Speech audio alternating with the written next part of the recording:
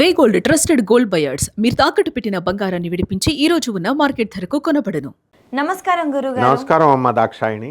గురుగారు, మనం చూసుకుంటే శని త్రయోదశి వచ్చిందంటే చాలు అందరూ గుడికి వెళ్ళి నూనెతోని అభిషేకం చేయడం, తైలాభిషేకం ఇలాంటివన్నీ చేస్తూ ఉంటారు.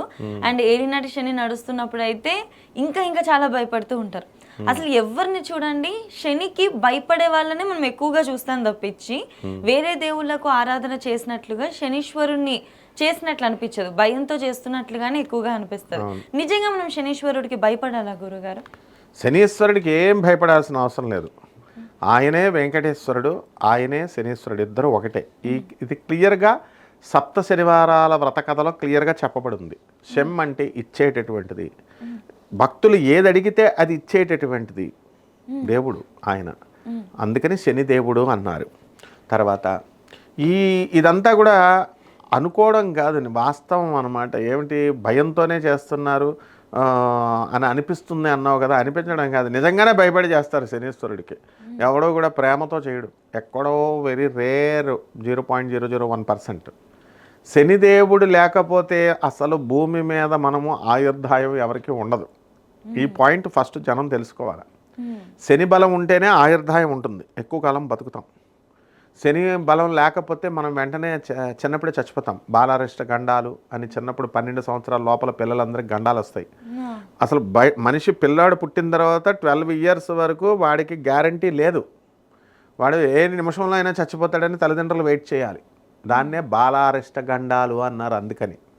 అందుకోసమని తల్లిదండ్రులు ఎందుకు పూజ చేయాలి అని అంటే, తల్లిదండ్రులు చేసిన పూజా ఫలితము మంచి పనులు ఎందుకు చేయాలి అన్నారంటే, పేదవాళ్ళకి, అనాథలకి, సాధువులకి, వికలాంగులకి ఎందుకు దాన ధర్మాలు చేయమన్నారంటే, వాళ్ళకు పుట్టేటటువంటి పిల్లాడు 12 సంవత్సరాల లోపల టపి అని చచ్చిపోకుండా ఉండడం కోసం చెయ్యాలి వీళ్ళు. అంతేగాని ఏదో దాన ధర్మాలు ఏదో సరదాగా మా ఇష్టమైతే చేస్తాం లేకపోతే మానేస్తామని కాదు. శనిదేవుడు మాతృవాక్య పరిపాలకుడు, తన తల్లి అంటే చాలా ఇష్టం. ఎవరికైతే శనీశ్వరుని యొక్క ఆశీర్వాదం ఉంటుందో వాళ్ళ తల్లి ఎక్కువ కాలం బతుకుతుంది, వాడు ఎక్కువ కాలం బతుకుతాడు. ఐశ్వర్యవంతుడిని చేసే శక్తి శనీశ్వరుడికే ఉంది, ఇంకెవరికీ లేదు. అందువలన శనీశ్వరుని టాప్ స్టేజ్లోకి తీసుకెళ్తాడు. ఇది క్లియర్గా వెంకటేశ్వర స్వామి వారే చెప్తారు సప్త శనివారాల వ్రతకథ చదువుకుంటే.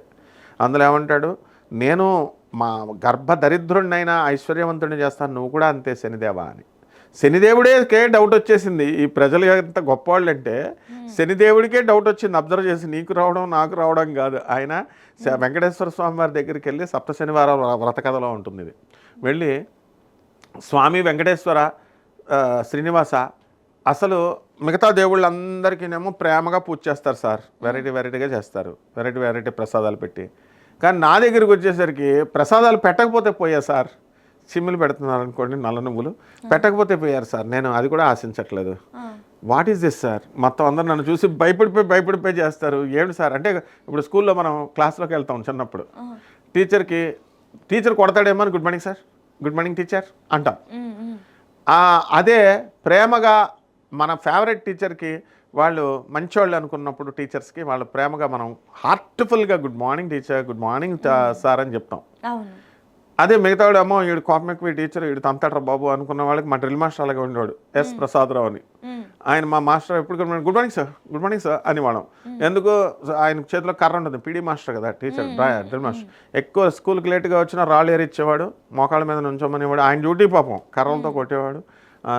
మరి అదే మాస్టర్ గారు నన్ను, అరే ద లాస్ట్ బ్రెడ్ అని ఒక బుక్ ఉందిరా, చదవరా, అసలు ఏంట్రా ఈ ఆధ్యాత్మికత నువ్వు చెప్తున్నావు, నువ్వు చదివింది మా దగ్గర English medium schools, Anglo Indians దగ్గర చదివావు, but you are now speaking about spirituality in a different way, అది మీ భిక్ష గురువు గారు అనేవాళ్ళం. అంటే ఆయన క్రిస్టియన్, అయినా సరే still then he used to respect all religions. అంతే ఇక్కడ శనీశ్వరుడు అంతే అనమాట, స్ట్రిక్ట్గా ఉంటాడు ఆయన.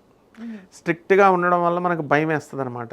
కానీ అదే మాస్టర్ అందరినీ మెచ్చుకుని ఎదిగిన తర్వాత, స్కూల్ నుంచి వెళ్ళిన తర్వాత అందరినీ మీరు మా స్టూడెంట్స్ రా అంటారు. శనీశ్వరుడు కూడా అంతే. అంటే మనము తప్పులు జన్మల్లో తప్పులు చేసి ఉన్నాం. ఆ తప్పులు చేసిన తర్వాత మనం ఏం చేస్తాము, ఆయన మనల్ని కరెక్ట్ చేస్తాడు, ఆయన శిక్షిస్తాడు.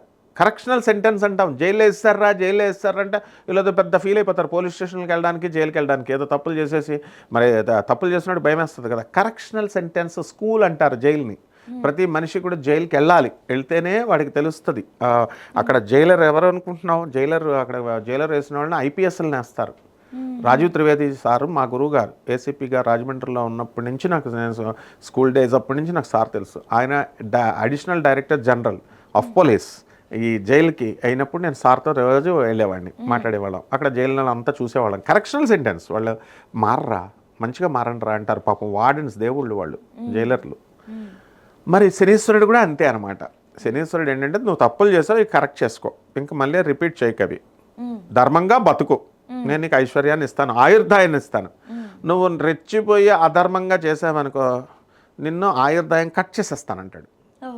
వీళ్ళందరూ తెలియదు ఏంటంటే వీళ్ళంతా ఏమనుకుంటున్నారంటే అబ్బాయి మనం ఆడ భూములు కబ్జా చేసేస్తున్నాం, వీళ్ళ అమాయకుల్ని ఆడపిల్లల్ని మనం మోసం చేసేస్తున్నాం, మానభంగాలు చేసేస్తున్నాం, మోసాలు చేసి వాళ్ళ డబ్బులు దొబ్బేస్తున్నాం అంటున్నారు కదా. ఆ నెక్స్ట్ జన్మ అక్కర్లేదు, ఈ జన్మలోనే వీళ్ళు అడుక్కుంటారు ఇలాంటి చేసిన వాళ్ళు. నెక్స్ట్ జన్మలో వీళ్ళకి ఆయుర్దాయాలే ఉండవు అసలు చాలా పెరాలసిస్లు వచ్చేయడాలు నెక్స్ట్ జన్మలో, ఇవన్నీ సత్యాలు. నెక్స్ట్ జన్మలో ఆయుర్దాయాలు పోవడము, పిల్లలు ఎదిగే టైంలో చచ్చిపోవడాలు తండ్రులు, తర్వాత వికలాంగులుగా వీళ్ళ పుట్టడము, ఇలా రకరకాలుగా ఇస్తాడు శనీశ్వరుడు. సో భయం అనేటటువంటిది డెఫినెట్గా ఉండాలి. టీచర్ మీద భయంతో పాటు రెస్పెక్ట్ ఉంటుంది, శనీశ్వరుడి మీద ఆ రెస్పెక్ట్ ఉండాలన్నమాట ప్రతి ఒక్కళ్ళకి. సో ఆ శని మళ్ళీ ఇంకొక టైప్ ఆఫ్ ఇది ఉంటుంది, అన్నీ కనిపెడతాడు శనీశ్వరుడు. And is a good teacher, మన డ్రిల్ మాస్టర్ లాంటి వాడు, మన స్కూల్ టీచర్స్ లాంటి వాడు శనీశ్వరుడు. కొట్టి తప్పులు చేయకుండా చూస్తారు. అదే నువ్వు పెద్ద అయిపోయిన తర్వాత, చిన్నప్పుడేమో గుడ్ మార్నింగ్ చెప్పు అంటారు మనల్ని. చూడు ట్రైనింగ్లో డిఫరెన్స్ ఉంటుంది. చిన్నప్పుడు కంపల్సరీ టీచర్స్ కనబడగానే గుడ్ మార్నింగ్ చెప్పండి, విష్ చేయండి అంటాం. పెద్ద అయిన తర్వాత కాలేజీలో excuse me madam, excuse me sir అని మనం అడుగుతాం. మనం అడిగి వెళ్ళేలాగా అలవాటు చేస్తారు. అదే నువ్వు యూనివర్సిటీకి వెళ్ళిన తర్వాత, యూనివర్సిటీకి వెళ్ళిన తర్వాత మే కమిన్ సార్ అని మనం అడగం. నీకు జోక్ చెప్తాను, మాకు అది అలవాటు అయిపోయి నేను ఎక్కడికి వెళ్ళినా సరే, ఐఐటి మెడ్రాస్లో ఎక్కడికి వెళ్ళినా సరే, మా ప్రొఫెసర్ ఒకరోజు నేను లేట్కి వెళ్ళాను, 5 నిమిషాలు లేట్గా బయట నుంచి ఉన్నాను. నన్ను చూస్తున్నాడు కానీ నన్ను లోనకు రమ్మంటలేదు. మాకు అలవాటు కాబట్టి may come in sir, excuse me sir అంటున్నాను. గెట్ అవుట్ అన్నట్టు ఆయన. వీడవట్రా బాబు లోనకి రమ్మనుకుంటే గెట్ అవుట్ అంటున్నాడంటే లేటుగా వచ్చాడేమో అనుకున్నాను. ఇంకొక రోజున ఆయన మాకు ప్రిన్సిపల్, ఆయనే డైరెక్టర్, ఆయనే నటరాజన్ సార్ అని. సరే మళ్ళీ నెక్స్ట్ మెడ్రాస్ ఐఐటికి డైరెక్టర్ ఆయన. నెక్స్ట్ మళ్ళీ ఇంకోసారి ఆయన ఛాంబర్లో ఉన్నప్పుడు may come in sir, excuse me sir అంటుంటే ఆయన మాట్లాడట్లేదు.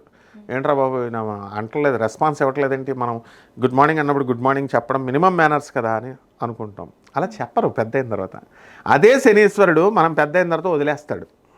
అది నేను అనేది పాయింట్. ఇక్కడ చిన్నప్పుడు ఎలాగైతే ట్రైన్ చేస్తాడో చెబుతాడు ఫస్ట్లో. దాన్నే అర్ధాష్టమ శని అంటారు, స్కూల్ డేస్ అంటారు.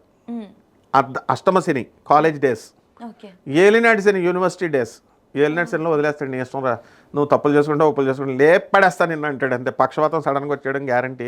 ఏలినాటి శని అబ్జర్వ్ చేసుకుంటే కనుక ఏలినాటి శని టైంలో చుట్టాలను దూరం చేసేస్తాడు, తల్లిదండ్రులను చంపేస్తాడు, చుట్టాలను ఎక్కువ మందికి. ఎందుకని? He will teach us the lesson. ఈ ఒక ప్రపంచంలోకి వచ్చింది శిక్షల్లా కరెక్షనల్ సెంటెన్స్ అయిపోయింది. ఏంటి? లాజిక్స్ నేర్పిస్తాడు, రియాలిటీని నేర్పిస్తాడు. ఈ చిన్నప్పుడేమో అర్ధాష్టమ శని అష్టమ శనిలో ఉన్నప్పుడేమో స్కూల్ డేస్ లాగా ట్రైనింగ్ ఇస్తాడు, తప్పులు చేయకూడదు అది ఇదని. పెద్ద అయిన తర్వాత ఏమంటాడు, నాయన నీవు ఒంటరిగా పుట్టావు, ఒంటరిగా చావాలరా, నీకు పెళ్ళం ఏమన్నా పర్మనెంటా కూడా రావడానికి, నీకు తల్లి ఏమన్నా పర్మనెంటా కూడా రావడానికి, నీకు నువ్వే ఒంటరిగా పుట్టావు, ఒంటరిగా చచ్చిపోతావు, విత్ నో డ్రెస్, మళ్ళీ ఏమి ఆర్నమెంట్స్ ఇవన్నీ ఇవేమి నువ్వు పట్టుకెళ్ళవు కాబట్టి నీకు వీటితో సంబంధం లేదని చెప్పడమే ఏలినాటి శనిలో ఉన్నటువంటి పెరాలిసిస్లు ఇప్పిస్తాడు. ఎందుకంటే this body is also not yours అని చెప్పడానికి, ఈజ్ ఆల్సో నాట్ యువర్స్. అందువల్ల వాళ్ళు దగ్గర పెట్టుకొని చక్కగా నువ్వు help the poor, help the orphans, సాధువుల్ని వాళ్ళందరికీ సహాయం చేసుకో, అనాథలకి. అండ్ నువ్వెందుకు వచ్చావు అనేది నువ్వే దేవుడని తెలుసుకో. Know yourself, know the God and synchronise the ఆత్మ అండ్ పరమాత్మ ఇద్దరిని ఒకే లైన్లోకి పెట్టు. అప్పుడు నువ్వే దేవుడు అనే విషయం నీకు తెలుస్తుంది. అండ్ రెస్పెక్ట్ దిస్ గాడ్షిప్, భగవంతుడిని నువ్వు రెస్పెక్ట్ ఇవ్వు. మినిమం రెస్పెక్ట్ ఇవ్వాలి దేవుడికి, మనల్ని పుట్టించాడు కాబట్టి. ఇది శని యొక్క ఇది. అందువలన భయం భక్తి కంపల్సరీ ఉండాల్సిందే శనీశ్వరుడు అంటే. ఇది క్లియర్గా శనివార వ్రత కథలో ఉంది. అందుకని ఆయన ఏం చెప్పాడంటే, శనీశ్వరుడు నన్ను చూసి భయపడుతున్నారు స్వామి, అందువలన నా యొక్క ఫలితం, నిన్ను పూజ చేసిన ఫలితము, నన్ను యొక్క పూజ చేసిన ఫలితం కనుక రావాలి అంటే సప్త శనివారాల వ్రత కథ చదివేసి ఆ పూజ చేసేసి ఇస్తే మొత్తం సర్వదేవతలను పూజ చేసిన ఫలితం ఇచ్చేద్దాం వాళ్ళకి అని చెప్పారు. అందుకని ఆ వ్రతంలో క్లియర్గా వచ్చింది. కాబట్టి శనీశ్వరుణ్ణి ముట్టుకోకూడదు, నవగ్రహాలకి ప్రదక్షిణలు చేసేటప్పుడు అది ఇల్లాజికల్, అది మూఢనమ్మకం. అలాగే శనీశ్వరుడు కాళ్ళు కడుక్కోవాలి, పూజారులు చెప్పినా కూడా అలా చేయకూడదు వాళ్ళకి, బికాస్ దే ఆర్ అన్ఎడ్యుకేటెడ్ పూజారులు. వాళ్ళు అప్పుడు పాతకాలం వాళ్ళు చెప్పేవారు పాపం, అది కంటిన్యూ అయిపోతుంది.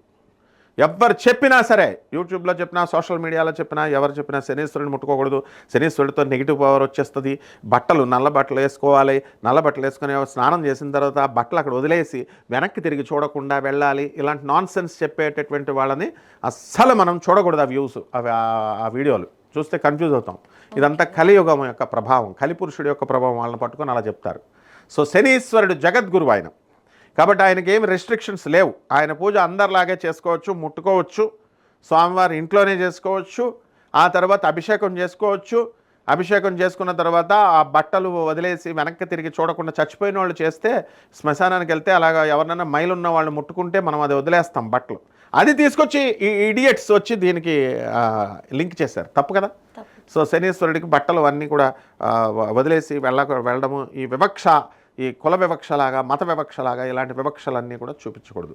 ఇలా ఎవరైతే చూపిస్తారో మళ్ళీ వీళ్ళకి ఎడిషనల్ పనిష్మెంట్ ఉంటుందన్నమాట. ఇప్పుడున్న ఈ జన్మలో కర్మలు కాకుండా ఎడిషనల్ పనిష్మెంట్ అనేటటువంటిది శనీశ్వరుడు నిర్మోహటంగా ఇస్తాడు. అది వేరే వాళ్ళ పండితులు చెప్తున్నారు, వాళ్ళు ఫాలో అవుతున్నాము అని అంటే they should get ready for that punishment. వాళ్ళకి ఆ చెప్పిన వాళ్ళకి పనిష్మెంట్ ఉంటుంది, తర్వాత ఈ ఫాలో అయిన వాళ్ళకి పనిష్మెంట్ ఉంటుంది. ఇది గురుగీత క్లియర్గా చెప్తుంది. అశాస్త్రీయమైన అవైదికమైనటువంటి విషయాల్ని ఎవరైతే బోధిస్తారో అటువంటి గురువుని తక్షణమే మనం విసర్జించాలి, వదిలేయాలి. అలా కాకుండా అతను చెప్పినట్టు ఆ అవైదికమైనటువంటిది ఇవన్నీ కూడా ఎవరైతే చేస్తారో గురువుతో పాటు ఆ ఫాలో అయిన భక్తులు, శిష్యులు అందరూ కూడా రౌరవాది నరకాలకు వెళ్ళిపోతారని క్లియర్గా గురుగీతలో చెప్పబడిందమ్మా. ఖచ్చితంగా గురుగారు, ఇక నుంచి అందరూ కూడా ఈ వీడియో చూసాక శనీశ్వరుని ముట్టుకోకూడదు, ఇలా ప్రదక్షిణ చేయకూడదు అన్న ఈ భావన ఏదైతే ఉందో ఇక నుంచి తొలగిపోవాలని కోరుకుంటూ ధన్యవాదాలు. ధన్యవాదాలమ్మా.